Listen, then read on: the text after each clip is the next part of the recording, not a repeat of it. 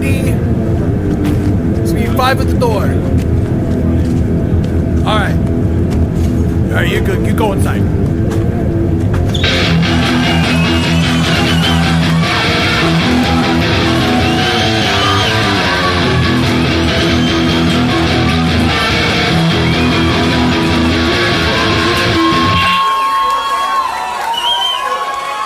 Hey, good morning. I have, and listen, you guys have a picture up, and I used to play Sim Ant, so I used to play, I used to hear this word ant line in my head, but is it Antillion or Antilion?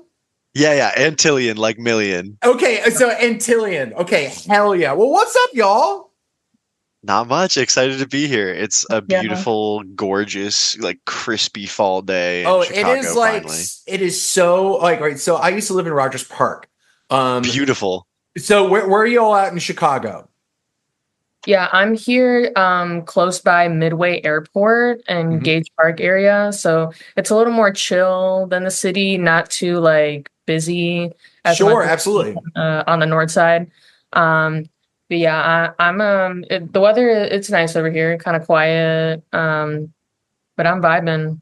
Yeah, I'm in in Chicago a Edgewater. lot. Oh, Edgewater's yeah. great. Yes, and my best friends basically are right over in Rogers Park as well. So I just loved that part of town. I feel like that there was always such good, weird, authentic food. I feel like my palate doubled in strength just because I lived in Rogers Park. It was no, so for real. sick. It was there's a place called Sub Brothers up there, and I'm pretty sure it's still there. But there was these two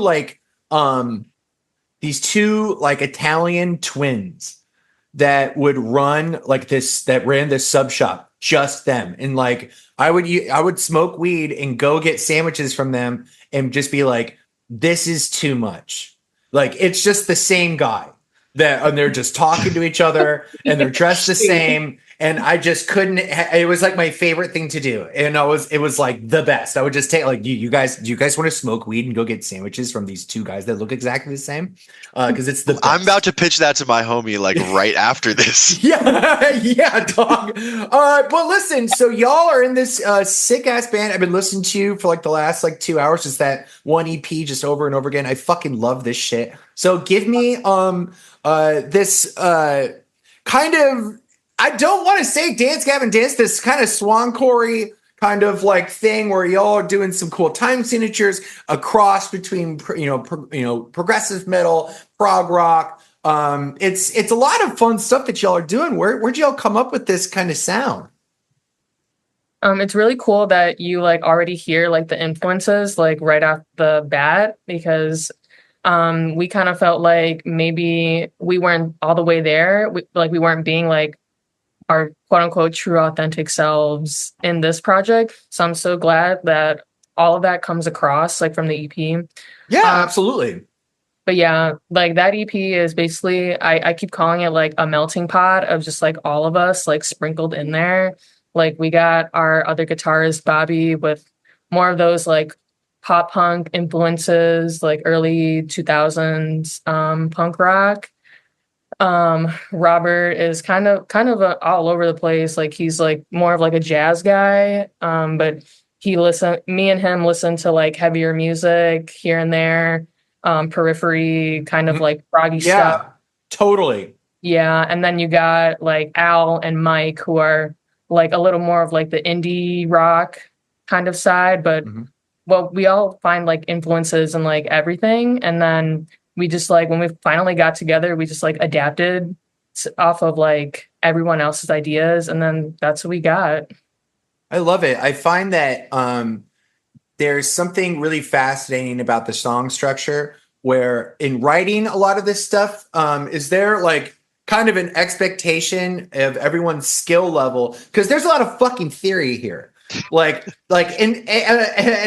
is I mean, when you're making this prog stuff, it's especially doing the metal thing as well and having lots of part changes and time changes. is there kind of a thing where everyone was like, all right, is everyone cool with doing this first? Like, was there like this moment where you guys had to discuss like, okay, we want to do this and it's going to be this weird time. Can everybody do this? Are we all cool with writing like this in the first place? I remember Robert telling a story of, just he like ran off, like he and Bobby like ran off their first couple bandmates after like one rehearsal because they were just trying to play like lighter stuff, and Robert and Bobby were like, trying to get into like heavier music or like and so there kind of was a moment, so the story goes, when there was like kind of a joke breakdown that Robert suggested for one of the first like song ideas that he, Bobby and Noemi were working on. And then people just kind of like stuck with it. And that was kind of like, oh, okay, like this group of people is like cool with that, And I think in the songwriting process now that we have like everyone together and like me and Al are all assembled, like Al is kind of like this force that like pulls us back to like make sure that like things still groove and like sound like nice and like listenable and stuff like that. But I think what's beautiful is like, I have a lot of extremely just insanely talented bandmates. Like all four of them can play like guitar better than I can like play any instrument. It's like everyone is so good, And so I think it really does help that like they all come from, various traditions that have all made them really technically fucking baller. Yeah, and totally. I'm just blessed. I'm lucky because they just happen to be skilled enough to like pull it off.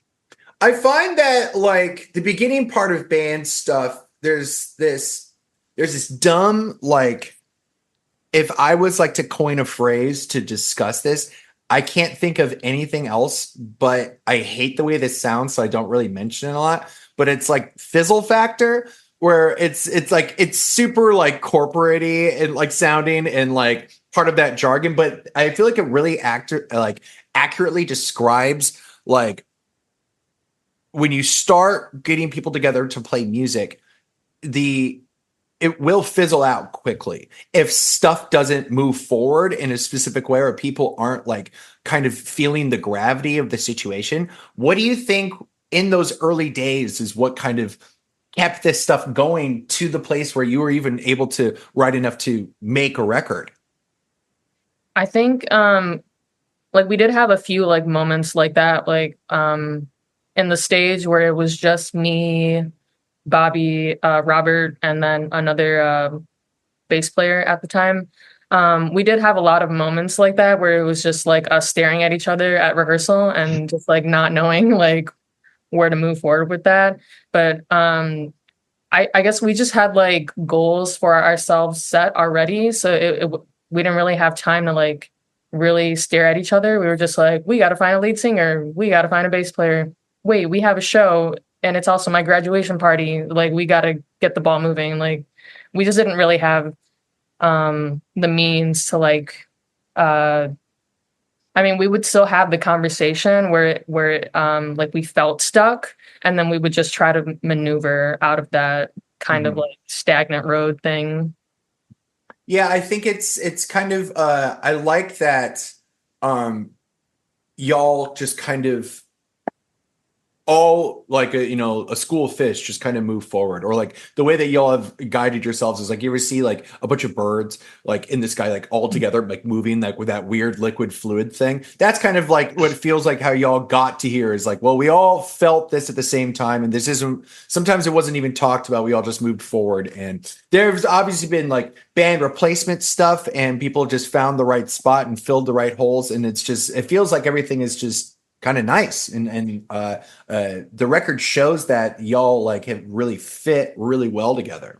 Yeah, it definitely feels like Robert, and we just reference back a lot just because he kind of is like the organizational mastermind from the start who got everything together.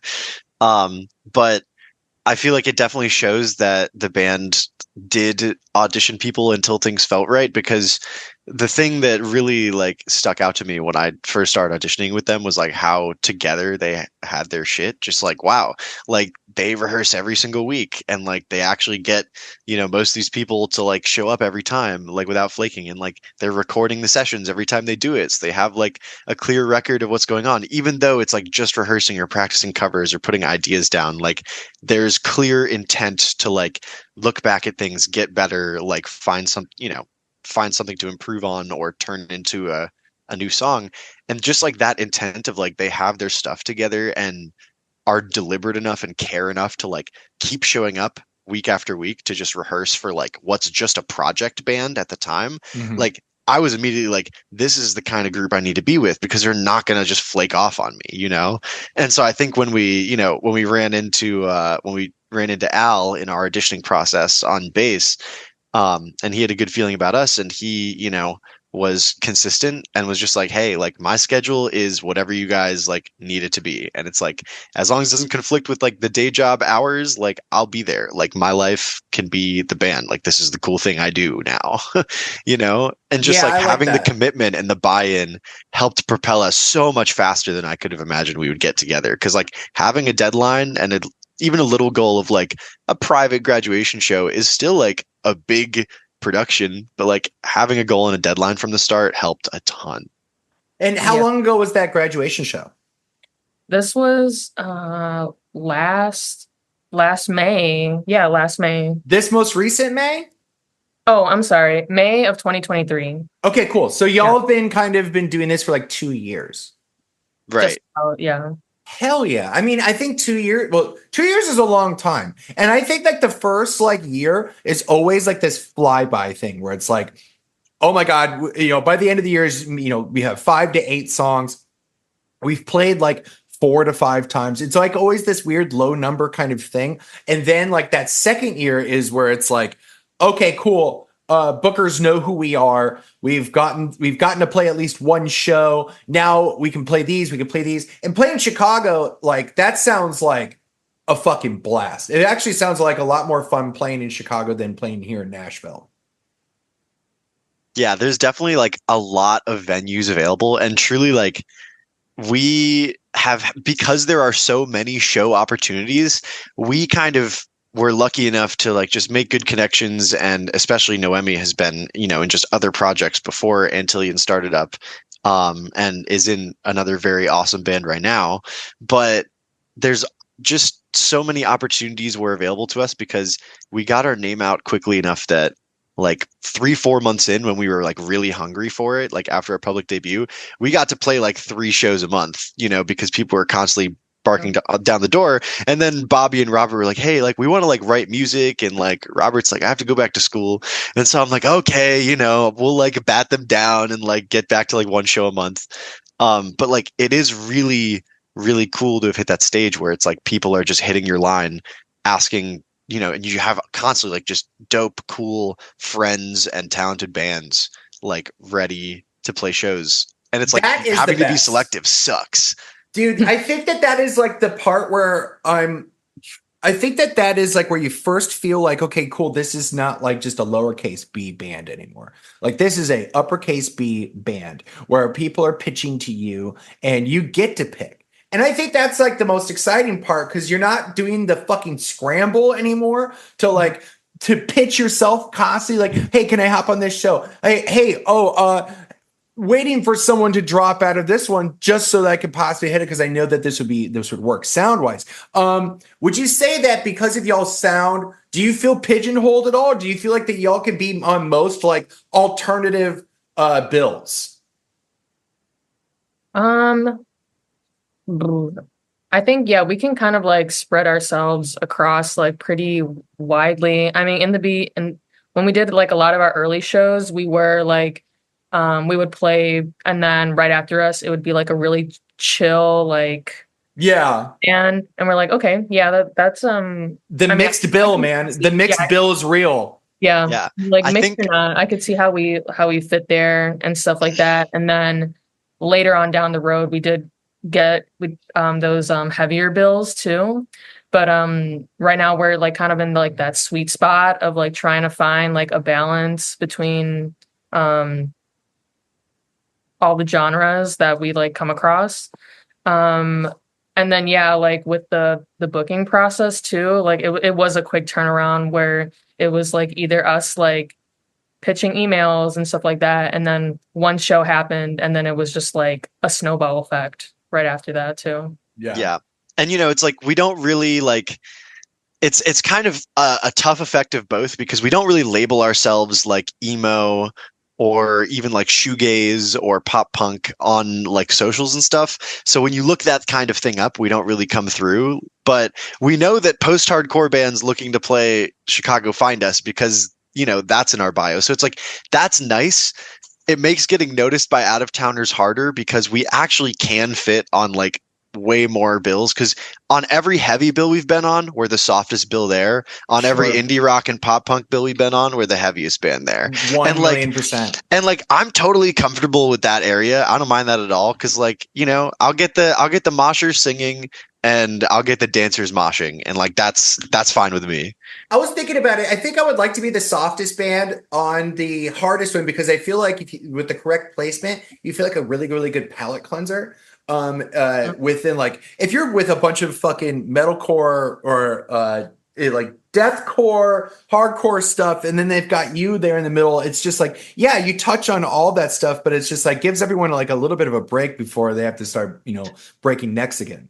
Yeah, for real. Exactly that. Because like, I like to see people like jumping and like dancing. And y'all have that, like, I mean, it literally on, I think it's the end of the first song, y'all literally have like the offbeat hi-hat thing, which is literally just the dance thing. That's just the dance hi-hat moment. Like, I love the record. Let's talk about the record for a second. So the record is fantastic. Aftertaste is probably, it's a really, really good, it leaves a good aftertaste in my mouth. Let me just fucking say that really, really quick. It was really, really good. I like, is there, what was the gravity towards kind of like this, again, that swancore thing? Is this just someone that like y'all just wanted to do? Like, is this kind of the vibe y'all wanted to kind of like touch on? Did you feel like there was missing it in the city, or y'all wanted to do this more? I feel like there's definitely like the first song, Maybe It's Cruel, is the most emblematic of what Antillion's sound is going forward. The rest is kind of like fun like Easter eggs from the writing process as it's all coming together. And it's like it's the very first EP, it's the debut. It was DIY'd and like done with our friends' help as much as possible. Which we really love. And like I think that post-hardcore ethos, like there really actually is kind of a gap, because everyone's list of references stops at Dance Gavin Dance for like music that is like genuine, like contemporary, like 2020s music that is like, dancey and hard at the same time, that goes both those like really like high energy abrasive places and also gets like pretty and has like a chill time and like progs out without being like really hard to listen to. You know what I mean? Yeah. And I think there's so much more to be done than Dance Gavin Dance, and especially lyrically. Like, yeah, 100%. Like so, I find Dance Gavin Dance to be a little jokey, or like specifically like, RIP that fucking lead singer, like glad he's gone. That was a kind of wild situation. It was a wild situation. Like I feel like Hail the Sun got a really good time for a second. I bet their numbers jumped up because everyone's like, love Hail the Sun. You can't listen to Dance Gavin Dance. You might as well listen to the next best one, which is I would say I'm not gonna lie, Hail the Sun is a better band. Straight up. That vocalist is perfect. Yeah. Nova Charisma is a better project. Both of those are better projects. Periphery, I would even put in with the same thing. Like Periphery is a little bit more on the metal side, I would say, like leans into it. It's like what if Chan was sponsored by like Ibanez? Like that's how I look at Periphery. And they're great. All those bands are great. And I think it's fun there's not enough bands doing this. So that's cool that y'all are doing this in Chicago. Right. And it's like, and truly it's like, we're not even like, Dance Gavin Dance haters, like that would be posing to say. Sure. It's like everyone in the band is super influenced by it, and we cover a lot of Dance Gavin Dance songs, but also I feel like there's kind of this unified vibe of like a lot of their best material is in the past. Sure. And so there's just like there's room for fresh stuff, like Wolf and Bear and like With Sails Ahead. Yeah. Like there's room for fresh stuff, and it feels like a genre that can still grow. So, that I feel like it's legitimately enjoyable for that reason as well. And it's like, even my parents ask me, it's like, well, why can't you just do this music with no screaming? And I'm like, well, I have things that I need to say so bad that they just have to come out loud. know? That's that. I mean, I talk about this a lot, but a lot of, I think, a lot of writing musically, whether it's music or lyrics, it's a lot about it spilling and catching. So it's like it spills out and you catch it. And like, this is like the only way I can explain it, because it's not up to you, where like, if you're just sitting there and you're writing, you're like, oh, I didn't know I was going to be writing about this, but here we are. And I feel like that's kind of like, what would you say is kind of like the general tone? If like for a first time listener, what's your pitch for Aftertaste? I was going to say, Noemi, do you want to take this one? Pitch for Aftertaste? Yeah, like you're pitching Aftertaste to like someone that's never listened. I just think you have better musical references than I do. A lot of times we use post-hardcore for people that don't like post-hardcore, because we have like some of those like pop influences and like alternative emo kind of stuff. I don't know. Something I like is like, it's like Hail the Sun and Fall Out Boy had a little baby. Yeah. Or even like I think I did like a little teaser for the EP release where I was like, the track list, but not the track names. And Okija was the Fallout of Boy Troy. And I still think that's a name we should use somewhere. Yeah, because literally, all right, damn, I completely forgot about Fall Out Troy. I love them so much. Oh, we just got to see them live. It was insane. That man is a demigod. I saw them in like 2008 in Iowa City, where I'm from. And that was like, I went by myself, and I remember just being like, this is like what I would love to do with my life. And then just like got scared and didn't do a band until I was like 33. It's never too late. It's never too late. It's never too late. I'm really happy I did. I've been doing it for 4 years and it's been a fucking blast. But let's talk about kind of like some life stuff. So what do y'all do kind of for day jobs? What's it like outside of doing this band thing? Who are you guys? Outside of this, I'm pretty like plain Jane, simple, like post-grad life. I'm glad that I'm not doing the band while I'm at school, because it was just kind of a lot with just like a lot credit hours, and then maintaining like friendships, and then like, oh wait, I have to go to band practice. Yeah, glad that's not happening. Right now I'm just waiting tables at a retirement home, but it does pay the bills. I bet you got stories, dog. I mean, they're my friends now. I've been with them since I was like a junior in high school, and I've kind of just been like working my way up that company or whatever. But it's like early enough where I can like get out and like take a nap, and if we have a show or like practice or something, I can take a nap, practice a little bit, get on the road, because Chicago traffic is like booty at like 5. And then I'm in another band as well, a little more low key, like not as much of a strenuous practice schedule, but still having to like make that time on the weekends, and then they're in school as well too. So I'm mainly like working around them. And they're very kick-ass. Shout out Lavender Point. Lavender Point gets so much love. So you're in that one as well. I've heard of them. Yeah. That's great. Okay, that's Lavender awesome. Point deserves it. They're great. Okay, hell yeah. So you brought up like a really, really good point about the travel and the time and everything. Yeah. But specifically practice.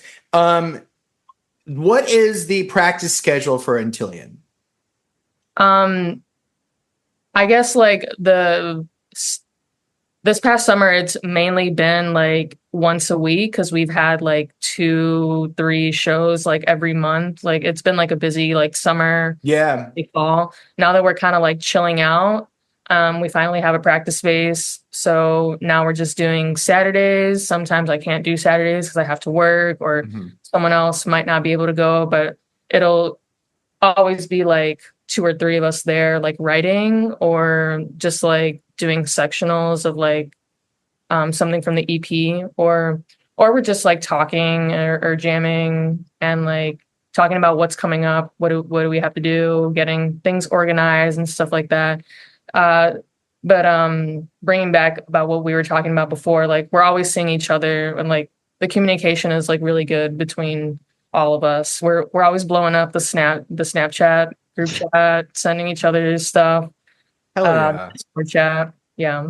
Yeah, for being a 5-person band, like everyone is pretty insanely attentive, and especially for how busy everybody is, which is really fantastic. And like, yeah, going from like, all right, mandatory basically rehearsal every week because we're like trying to finish up material like while we're actively playing a bunch of shows to like, all right, rehearse.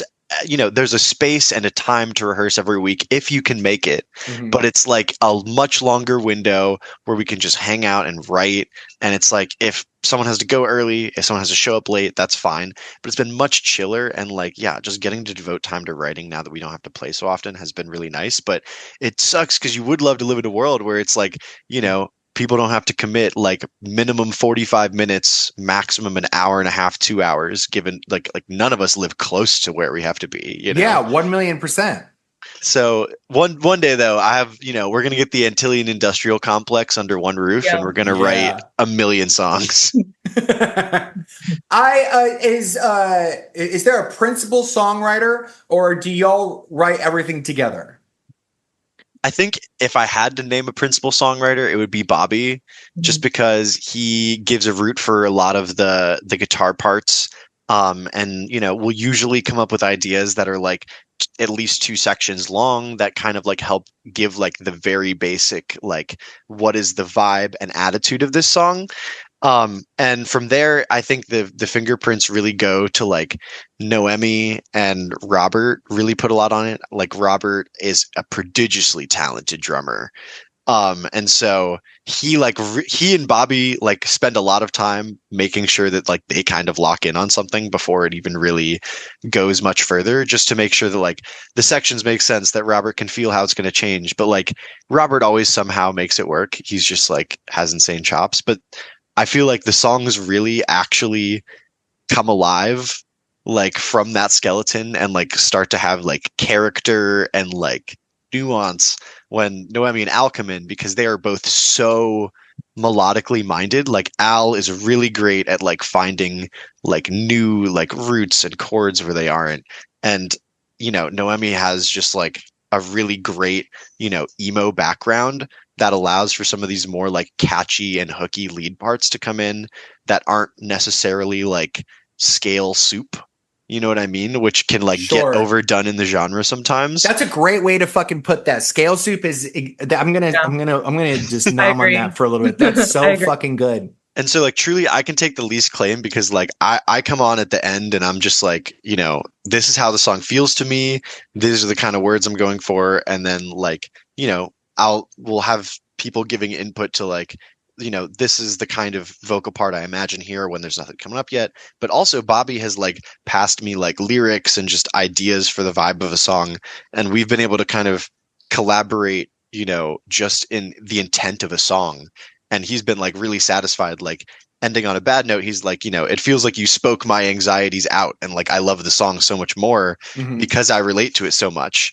And, one of the newer songs that we haven't, we're unfortunately far away from releasing, but, he wrote like half of this like screaming breakdown, and it's like the hardcorest part in our whole set. It's the rawest part. And it's just me talking Bobby's shit. And I love it. I love channeling it. It's my favorite part of the whole set, just because it's like we're doing it together, Do you see yourself doing a lot more of that for the future stuff where it's like I feel like that there's always in the first EP or like the first record that everyone does, everyone kind of goes, "Oh, I can't wait to do more of that in the next record." Where it's like, I want to make sure that we dedicate, hey, we're gonna have. You think about like the slots that are available in every song, and you're like, okay, cool. Well, I want to make sure that like I want to focus at least 2 slots on like 4 of these songs where we have like this thing that I loved doing that I wish we did more. Is there anything like that in the last record where you're like, oh, I can't wait to do more of this? Yeah, I more of like getting like in each of the band members' brains, like this the same way where it started from same way, like same process as like where it came from Bobby. Like I want to get in like Mike's mind and like see like what he's thinking, even if it's just like 2 chords, like what can we do with that? Like basically like being presented something and then like how can we like Antillionify it? I like the Right. concept of like taking something like, okay, cool. How do we take just 2 chords and make that the brand? And how do we take like, make that Antilion, make that 95 Corolla? How do you do these things? And I think that's such good like practice. Because I've been literally doing the exact same thing for like new stuff where it's like, okay, what's the simplest thing that I can fucking do? Because sometimes I feel like everyone's first EP is like really, really complicated and really, really like, well, we're going to just do as much as we're going to maximize this entire thing. And do you say for like, your guys' first LP or next project you guys are working on, is there going to be kind of a slowdown, or are you going to go like speed up and get even more complicated? I think honestly, we're more likely to get more complicated, but the way that it'll manifest is going to be like, if every single style that shows up on this EP was happening like sometimes in a single song, you know what I mean? Because right now it's very focused where it's like maybe It's Cool is very post-hardcore, Okija is very like that post-emo kind of hot mulligan-y almost style. Bear Trap is pretty much just like modern rock. It's got a little bit of progginess in like the bridge getting a little wavy. And then Ending on a Bad Note is like very classic, like old My Chem, like, Bullets era type stuff. And so I think what is beautiful is that the songs that we wrote after the EP, we all sat down and we said, okay, how can we make each of these pieces of us like happen in one song more often? And it really came down to like Naomi was saying, just like each person coming to the group with when less is done, you know what I mean? Like not feeling like you need to have the whole idea, but like if you have one little riff, like let's do that. Like, and so Crutches, which is the next song that's going to come out, we only name it because we're finally going to have a live session recorded soon this month that we'll be able to put up somewhere, which is fun. But like that was like one little like jumpy chord part that I came up with. I'm not a talented rhythm guitarist, and Bobby took it and he made extensions to it that like added some of that nice like shoegazy sauce.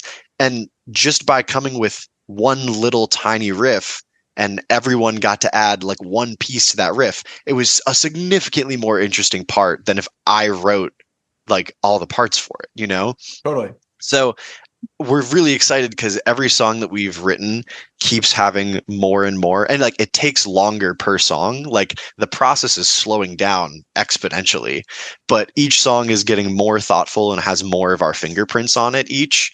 And I think that's been a really cool discovery process as well, because we're like, okay, what is Antillon and what isn't? And we get to do it democratically in the room together instead of just showing up with, half finished songs already done. Like we need to finish this. Right. I like that. I think it sounds like it's serious. It sounds like it's very, very important to y'all to like really blend y'all's selves together, which is really, really cool. I'm so excited. It's like you got me kind of, itching in my seat. Like I just want to listen to this again. I want to hear all this new stuff. So I want to play something of y'all's. So what song would you like to hear? I do this little radio thing where it's like, oh, and next we got this going on. Listen, I don't know. I would say Cruel, but I don't know. That's what I was gonna say. Like Okay. a lot of Okay. people, you know, the hookier ones are deeper in the album, but Maybe It's Cruel is like that's the Antilion lifeblood. So that's the little It's spin. great. Like as like a title track, like I think that it really does show. You're absolutely right. This is like, it's funny. Usually, you guys opened with what you wanted the future to sound like, which is very fun. And so here, listen. We're just gonna fucking play it. This is Maybe It's Cruel. I know you'll never hear it, but I would do it all again.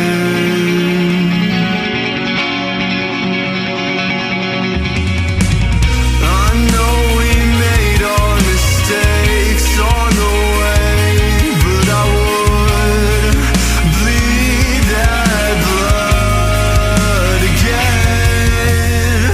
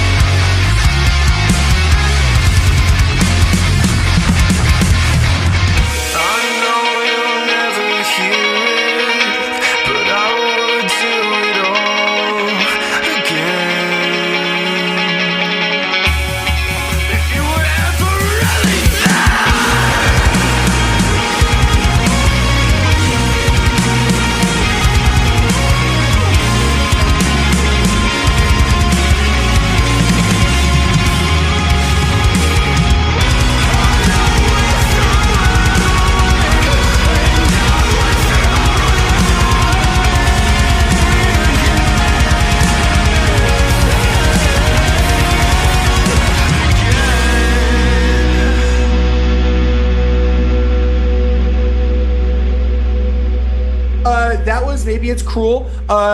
Dogs, thank you so much for hopping on.